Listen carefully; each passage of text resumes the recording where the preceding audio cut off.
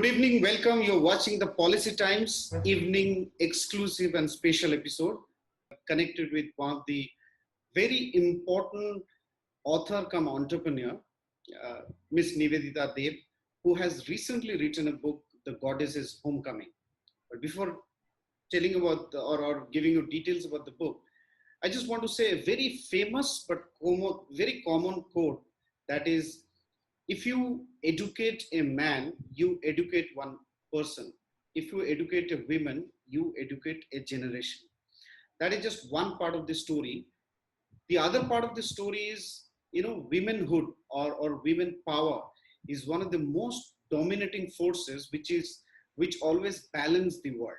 So when the world loses balance, then it is the women power or women's strength that sometimes come as a rescue to this. And goddesses Durga is, I think, one of the biggest and most prominent symbol of that. And today we will talk another important women strength or women power, Nibedita Deb, who is an entrepreneur, an author, and also founder of Curio Ven. We will talk a little about her startup, her venture, also business. But before going into that, Nibedita is a very renowned, author and entrepreneur. I'll just show that the work that she has done. One of the most intelligent persons, perhaps I have interviewed.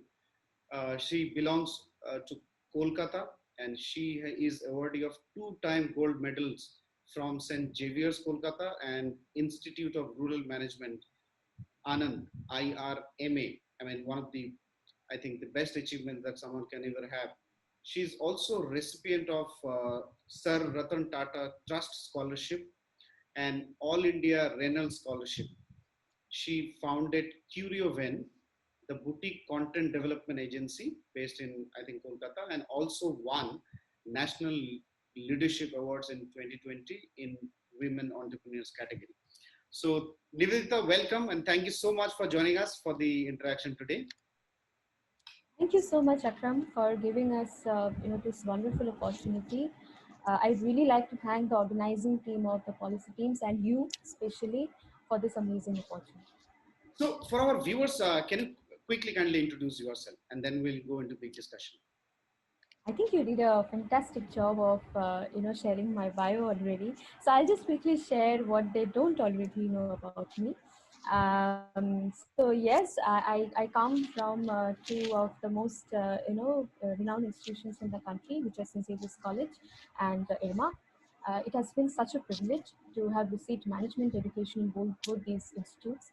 And for the last 3 years, I've been working on this agency, Curioven, which is a content development agency based in Kolkata, as you rightly said. And right now, we're serving clients, in India and across the world as well.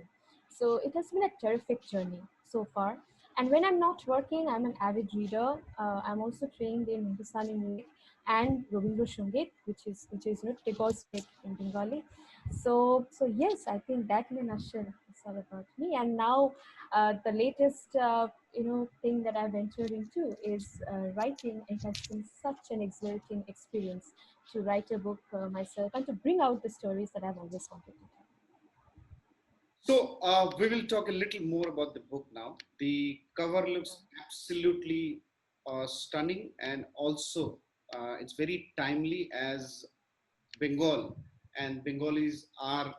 This today is, I think, Shoptami, and we are witnessing one of the largest festivals in Bengal.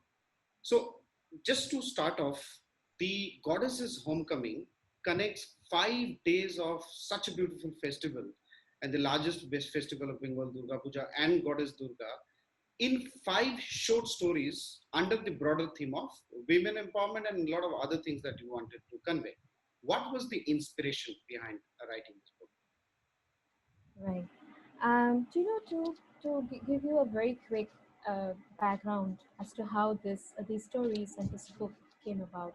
So as I said, I used to study in IRMA. I did my management degree from there, and we did rural management. Our program was rural management, and we had to go to villages, and we had field work. Field segments used to be there, and we had to do several kinds of rural field work where we used to face the rural challenges head on and see how we can empower not just women but the people of rural and suburban areas to meet their daily challenges better. So I remember, several years back while I was still doing my master's, and we had gone to this village in Motihari, it's in Bihar, and I had gone there for one of my fieldwork segments, and it was for a public health program. And as a part of that program, I got to interact with a lot of women in rural areas in Motihari and in East Champaran and in Purvi Champaran and so on. And so there was this one woman who had started a very small self-help group, SHG as it is called. And so she was telling me about her amazing journey. She was telling me how, from she started with nothing, right? And along the way she got help and support from various organizations and sometimes from her family. And she was telling me about this amazing journey that she had in making this organization a success. And when I told her that, yours is a story that needs to be told, yours is a story that more people need to know, she said, she laughed and she told me, who will tell our stories? That moment, I think it was a defining moment for me. That who will tell their stories? Today we are living in the age of social media. Today we are living in an age where any woman or any person can freely go on to social media and tell to the world as to what is it that makes her or him special, unique, amazing. But even in this time and age, even in an age when social media has made the stories of various lives so accessible, there are still stories that need to be told. There are still stories, there are still women who are not necessarily in our Instagram feeds, who are not necessarily, who don't necessarily have the voice to tell their story, even if they have access to social media. So, in my own small way, in my own little way, I think, and this was very long back, this is not a recent thing, this was when I was doing masters, as I said.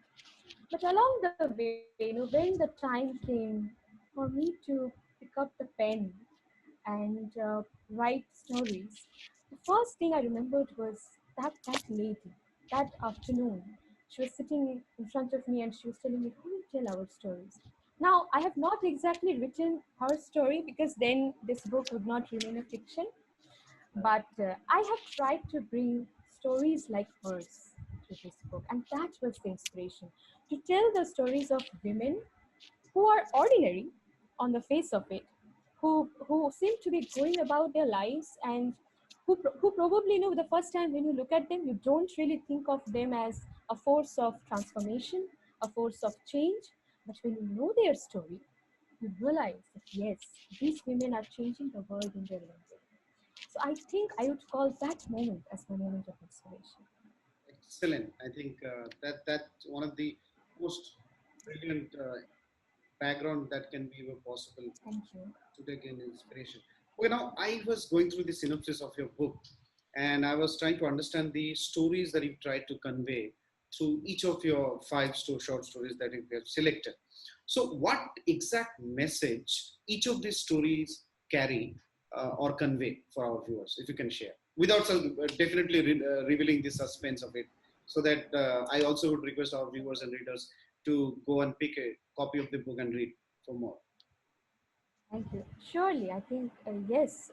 But even before I come to the individual stories, I would really like to talk a little bit about the structure of the book, the way it has been conceived. So when I started out to write this, I wasn't really thinking about Goddess Durga. Okay?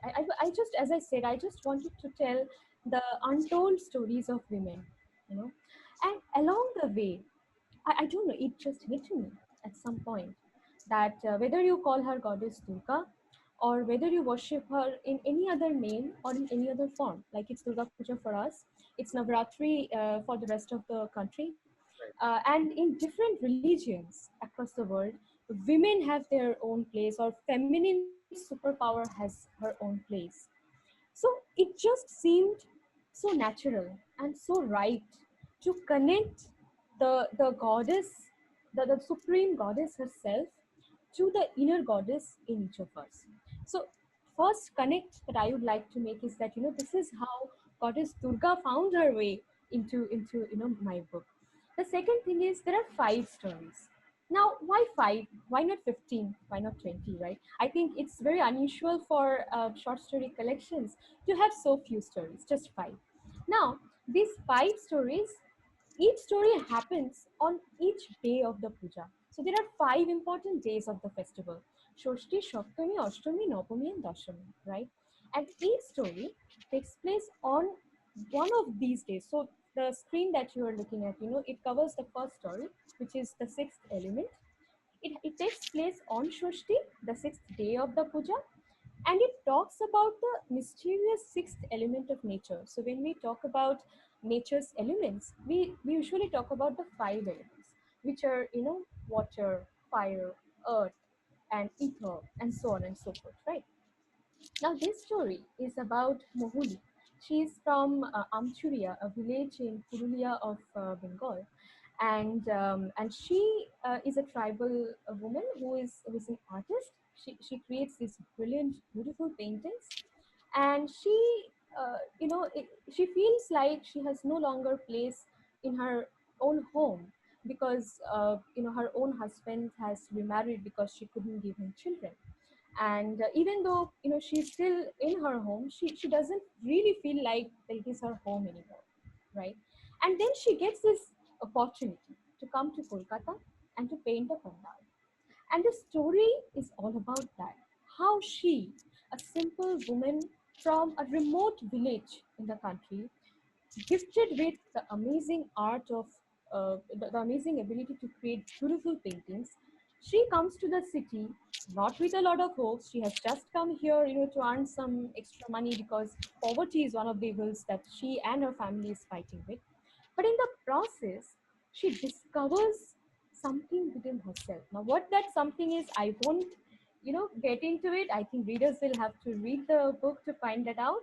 But this, again, is a story of hope and courage. She comes to the city away from her home, but does she end up finding a home for herself in the city? That's the question that this book will answer. The next story, it takes place on Shoptami, the seventh day of the festival. In this story, I've used the symbolism of in Hindu marriage, and especially in Bengali marriage, we have the concept of Shat Veda or Shat Pak, which is essentially nothing but the seven steps to heaven or the seven vows of marriage, to put it accurately, the seven vows of marriage. So this is a woman who is from the city. She is not from a rural or suburban area. She is from the city. Her husband has disappeared on her, and that happened 10 years ago, and she's frantically looking for her husband. And while searching for her husband, she ends up reaching the the village or the small town where her husband had grown up. And there she doesn't find her husband, but she realizes that youth of that particular place, that is Mohinpur, are struggling with drug addiction. Okay, and the rampant crime and drug rackets are luring the children, luring the young adults, luring the pre-adolescents, and they're trying to ensure that these children and these adolescents have no future. And she surprises everybody by deciding to help the women, the people of Mohipur. And along the story again, so she does feel threatened by the local political and crime rackets, which is stopping her from creating the social change that she's trying to bring about. So the story is about that, but the message is this: that one woman, who wants to make a change, who wants to make the world a better place, can make a difference through sheer courage and determination. No force on the world can stop her if she chooses that she will make this change, right? So this is the second story. The third story, this is my personal favorite. I think it's one of the first stories I wrote, and it's a beautiful story. It's a story about a girl who is 15 years old, and she comes from the royal family of Nundipara in Bengal. And these are all fictional places and characters. Nothing here is actual, all fictional. So she comes from Nondipara, and when she was 8 years old, she was supposed to be the child goddess. during Kumari Puja, which happens on Ashtami every year. But she is deprived of her right. I'm not getting into the details, but the orthodoxy of our society prevents her from getting what is rightfully hers. That, in turn, creates a lot of pangs of jealousy and anger inside her. So, while the earlier stories were about women fighting evil outside of themselves, in this story, this girl, this 15-year-old girl, is fighting an evil that's inside of her, which is, jealousy and anger and resentment, right? And this story is all about how she not only overcomes it, but she also brings about a change in the royal family and their orthodox ways. She lays the foundation for an equal opportunity, or rather, an equal footing for men, women, and even beyond that, as in the third gender that we're talking about now. Gender inclusivity is at the heart of this story. Right? The next story, the fourth one, it's again very close to my heart. I think as somebody who is being trained in Indian classical music, I find this story very very relevant to anybody who respects our tradition and our culture, and who understands that artists, and I'm not just saying women artists are at the forefront of preserving what is truly ours. So in this story, the lady is Mrinmay. She's a classical dancer, and she wants to, tell the world about a very different story about Goddess Durga. So what rasa in this story means is emotion. So in Hindustani music and in Hindustani dance forms, rasas are emotions. The different kinds of rasas are, for example, anger and laughter and love and beauty. So when we learn music, we learn how to express these rasas through music or through dance.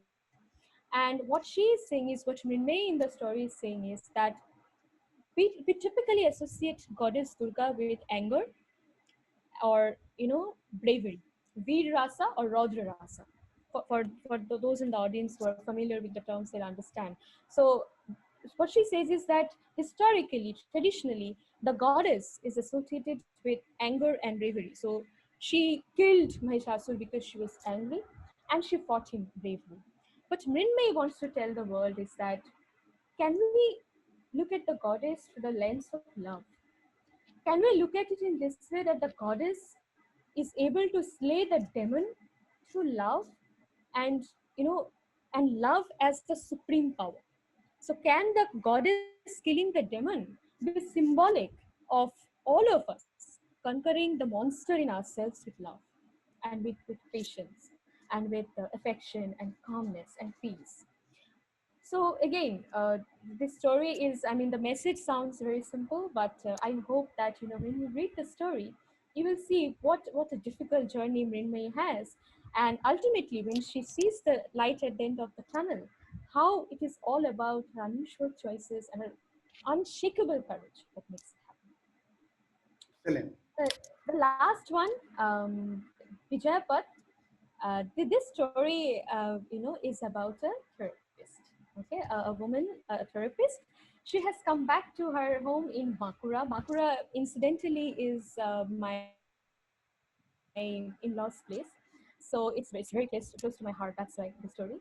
So this story is all about a woman who has pursued psychology in the US, and then she has come back to her home, and she's confronted with a very curious character, an elderly priest who performs the puja, and she finds that that priest is disrupting his own life and the lives of everybody else, because he is suffering from incredible separation anxiety, right? So this story is all about how this woman, Pihu, she realizes that it's not, the answer is not always in a theory or in a book. She has to look within herself to find out what is it that is causing this insane separation anxiety in this priest, whom she affectionately calls Dadu, and then how creatively and innovatively she's able to solve this problem, and she's able to bring Dadu face to face with his own demons. Okay, so Excellent. that's it. The message that each of these stories carry and they're really inspiring. In fact, now, when I started, I was telling that whenever there was a disbalance in the society, women power or women's strength came in the form of goddess Durga, or in many other forms, to rebalance the world. You are a women achiever, and with two gold medals, that's a really remarkable achievement. And then you are one of the promising women entrepreneurs of the country now emerging. The world also is suffering from many problems, corona being the epicenter of it, but there are a lot of economic challenges, you know, and then in this context, I want to know that how global women leadership can solve many of the global challenges that the world is going through, whether it is stable economy or politics or peace in the society, unity in the society, or many other problems that we have. Absolutely. So, Akram, I think, first of all, I think I'd like to say that this is such a wonderful question that you're asking, because I think there needs to be so much more dialogue around this in our society. And that's why this question is very important in the context of not only this book, but as you said, in the times that we are living in, right? Now, to answer your question, see, I look at it, in this way. It's a very simple way of looking at it. That if you ignore women, you are essentially ignoring 50% of the population, more or less, right? And that anyway puts us on the losing side. आप सोचो कि if it's a football game or if it's a cricket game, any team game, and if 50% of the players are not able to play, they are either injured or they are stopped from playing, right? There itself, that team is on the losing side, definitely. And I think we as mankind, we as the race, we as the people of the planet, we who are standing on the cusp of so many unique and, on the face of it, insurmountable challenges. COVID has just come, but even before this, we were talking about climate change. Even before this, we were talking about the inhuman crime that is happening everywhere in the world. With every passing day, it seems that things only seem to get, worse. Every morning we wake up to some news which stirs within us that really, have we, humanity, really reached this stage where these kinds of things can happen? And it's not just crime, it's not just the politics of it, it's not just the forces of nature like climate change and such things. It's also, I think, the balanced way of living, right? A form of living which is not clashing with our inner desires and the way nature functions, and a form of living which does not exclude any section of the society. So when you look at it that way, you cannot ignore any section, be it men or women or the third gender, right? I think gender inclusivity is no longer an option, it's mandatory, it has to happen. There is no other way around it. But if you are talking specifically about women, that if you focus on this one particular gender, women, then I think, the biggest thing that empowered women bring to the table is a lot of empathy, a lot of emotional maturity, and we have so much to give to the world. And before others can understand that, before others can, accept or acknowledge that, it's so important for us women to understand what we are worth. I think that is a very, excruciating problem when you come to rural and suburban areas of developing countries, where women are, essentially made to see themselves as flawed, essentially made to see themselves as people who have nothing much to, give to the society. So I think that is where, not only this book, but I'm a big reader of women's fiction and women's literature. I'm always reading, stories about women, stories about women scientists. So this year's, if you know, the literature Nobel Prize, it went to one of my favorite American poets. So I'm always following these things because I do believe that our lot, we women, we have to first see for ourselves what we are capable of, what all we can do. Until we do that, nobody can, see what we're doing and bring the change in us. Let's first bring a change in ourselves. Let leadership be our natural disposition. Let it be something that is our right, and let us claim it with a lot of love and respect for everybody, and let us strive to bring that change that we all want to see. Absolutely. Fantastic. So, any last message for our viewers? Yes, absolutely. So, first of all, to all the viewers of the Policy Times, to everyone who is watching this video right now, thank you so much for being present, taking out your time to watch this.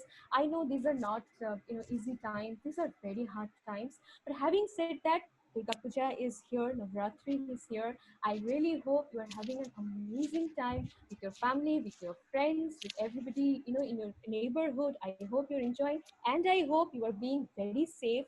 Let's ensure that, this virus doesn't get the better of us. Let's fight it tooth and nail. And if at all, after listening to this talk or from other sources, if you got to hear about my book, if you think it's something you'd like to, give a try, please head on to Amazon. Just Google The Goddess's Homecoming and give it a read. I would be delighted if you can do that. Thank you so much. Thank you so much, Nibedita. So we were talking with Nibedita Deb, one of the promising women entrepreneurs and recently author of The Goddess's Homecoming, a book on uh, a book of inspiration, I would like to say, and 5 stories showing 5 perhaps separate path of achieving women empowerment and women, more contribution of more power to women for this. And I really liked, I was noting down the points that she shared is wonderful. Hope, courage, and then the 7 vows of marriage was wonderful. And the biggest, I think our biggest enemy is jealousy, anger, resentment. How do we overcome them and become wise? I think if we can fight and win within us, I think we can win the world. So that message is very strong. And then love, compassion, affection. These are the things which can help us win the world. So with this, I also want to say that if any society wants to be a sustainable one and a developing or a developed one without involving the participation and contribution of women, it is simply impossible. So whichever society wants to really achieve sustainable development, we need to empower and incorporate or include our women power in the society. Thank you so much, Nibedita, for the wonderful talk. Viewers, keep watching the Policy Times. Thank you. Bye.